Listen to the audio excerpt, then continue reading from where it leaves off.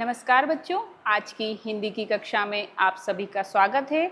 आज हम रुक जाना नहीं योजना के अंतर्गत विषय हिंदी कक्षा 10 की विषय सामग्रियों को क्रमवार और इकाईवार समझेंगे।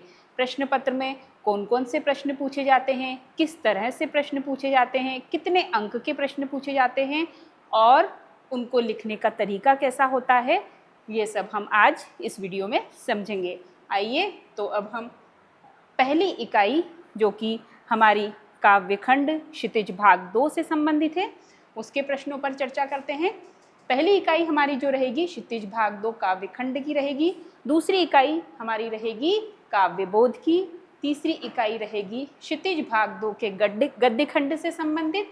चौथी इकाई हमारी जो रहेगी वो भाषा बोध से संबंधित रहेगी और अंतिम जो पांचवी इकाई रहेगी वो रहेगी कृतिका भाग 2 से संबंधित। तो आज जो हम इस वीडियो में समझेंगे वह समझेंगे क्षितिज भाग 2 के काव्यखंड की इकाई। बच्चों, काव्यखंड जो क्षितिज भाग 2 से संबंधित है वह इकाई 1 है। इस इकाई पर जो आवंटित अंक हैं वह है अंक कुल 17 अंक। अब इसमें कौन कौन सी विषय सामग्री सम्मिलित की गई है उस पर हम एक नज़र डाल लेते हैं।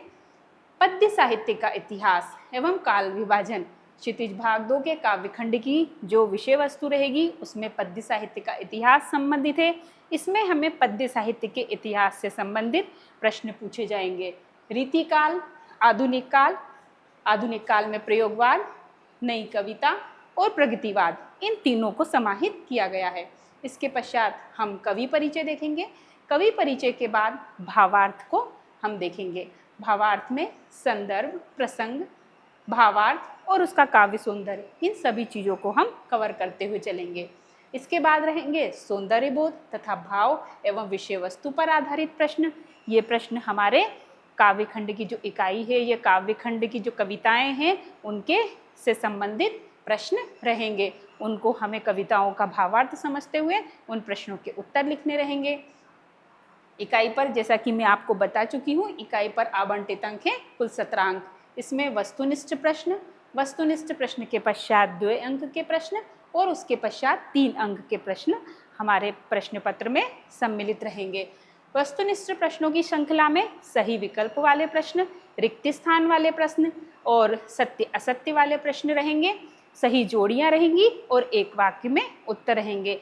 5 तरह के प्रश्न वस्तुनिष्ठ प्रश्नों के अंतर्गत रहेंगे।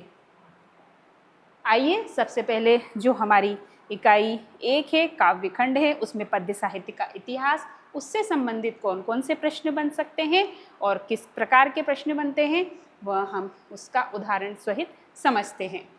पहला प्रश्न जो हमारा बनता है, हिंदी पद्य साहित्य को कितने कालों में विभाजित किया गया है?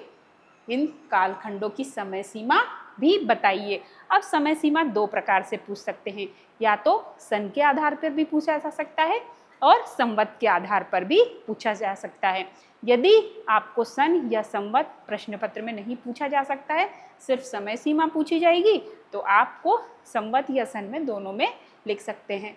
पर यदि सन या संवत आपको कोई एक से संबंधित निर्देश दिए गए हों तो आपको उसी के अनुसार ही प्रश्न का उत्तर लिखना होगा, क्योंकि दोनों में बहुत ही अंतर है। अब इसका उत्तर हम इस प्रकार से लिखेंगे। आचार्य रामचंद्र शुक्ल हिंदी साहित्य का प्रारंभ सन 1050 से मानते हैं। अब ये संवत 1050 से वो मानते हैं और सन जो रहेगा वो 993 से मानते हैं, क्योंकि संवत रहेगा 1050 और सन रहेगा 993 से। हिंदी के विद्वानों ने इस विभाजन को ही प्रामाणिक मान लिया है ना। ये बात किसने कही है? आचार्य रामचंद्र शुक्ल ने कही है। ये जो समय विभाजन है, ये काल विभाजन है, वो आचार्य रामचंद्र शुक्ल के अनुसार ही है और ये प्रामाणिक भी माना गया है। उन्होंने जो काल विभाजन किया है वो किस प्रकार से किया है आगे की स्लाइड में हम समझेंगे। बच्चों, ये सन के आधार पर जो काल विभाजन किया है वह हम देख लेते हैं। तो सबसे पहले हम जो कालों के नाम हैं वो किस प्रकार से हैं, उनके जो दूसरे नाम रखे गए हैं वो कौन से हैं वो भी हम समझ लेते हैं। जैसे कि आदिकाल, सबसे पहला जो काल हमारा कहलाया वह आदिकाल कहलाया। आदिकाल को हम वीरगाथा काल भी कहते हैं। दूसरा काल भक्ति काल, भक्ति काल को हम पूर्व मध्यकाल भी कह सकते हैं। रीतिकाल, रीतिकाल को उत्तर मध्यकाल के भी नाम से जाना जाता है और आधुनिक काल जिसे हम अद्यतन काल भी कहते हैं। तो ये जो चारों काल है, आदिकाल, भक्तिकाल, रीतिकाल और आधुनिक काल, ये चार कालों में जो हमारे यहाँ हिंदी साहित्य का विभाजन किया गया है, उसकी समय सीमा कैसे निर्धारित की गई है, किस सन से कहाँ तक है, वह हम देखते हैं। तो ये जो समय सीमा है वो सन में दी गई है, 993 ईस्वी से सन 1318 ईस्वी तक, वो है आदिकाल की समय सीमा। भक्तिकाल की समय सीमा है सन 1318 ईस्वी से सन 1643 ईस्वी तक।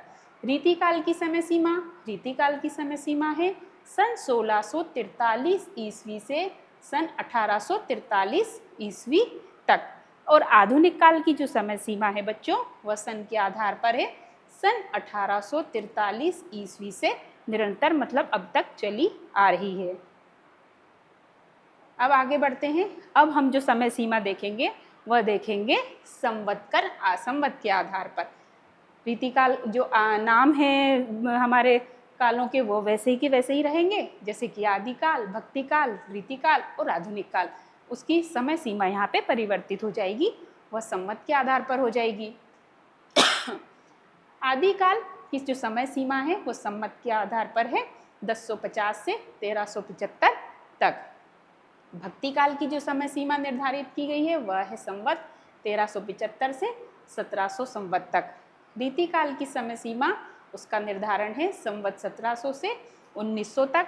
और आधुनिक काल की जो समय सीमा है वह है सन 1900 से अब तक। तो पूर्व में जो हमने समझी वो संवत में समय सीमा, सन में समय सीमा थी, और जो अब हम ये देख रहे हैं वो संवत के आधार पर समय सीमा है। बच्चों, अब जो अगला प्रश्न इसमें बनता है वो इस प्रकार से बनेगा, आधुनिक काल को कितने युगों में विभाजित किया गया है। तो अब नाम तो हम पढ़ ही चुके हैं नाम, इसके बाद हम आधुनिक काल को भी देखते हैं कौन कौन से भागों में विभाजित किया गया है। पहला है भारतेंदु युग, द्विवेदी युग, छायावादी युग, प्रगतिवादी युग, प्रयोगवादी युग और एक और है नई कविता। इसकी समय सीमा है सन 1850 से 1900 तक, जिसके कवि हैं भारतेंदु हरिश्चंद्र। द्विवेदी युग की जो समयावधि है वो 1900 से 1920 तक है। इसके जो प्रमुख कवि हैं वो हैं अयोध्या सिंह उपाध्याय, हरिओद।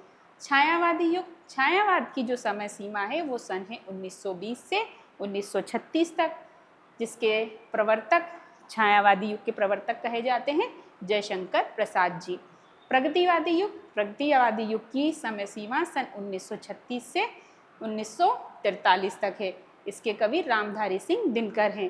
प्रयोगवादी युग की समय सीमा है सन 1943 से 1950 तक, और इसके जो कवि हैं, प्रमुख कवि, वो हैं अज्ञेय। आइए अब हम आगे बढ़ते हैं। अब हम आ जाते हैं प्रगतिवाद से संबंधित प्रश्नों पर। प्रगतिवाद भी हमारे आधुनिक काल का एक अंग है। अब इस अंग में कौन से, इस काल के ऊपर कौन कौन से प्रश्न बन सकते हैं, तो वो हम देख लेते हैं। प्रगतिवादी काव्य की विशेषताएं लिखिए। प्रश्न इस प्रकार से आएगा, प्रगतिवादी काव्य की कोई दो विशेषताएं लिखिए।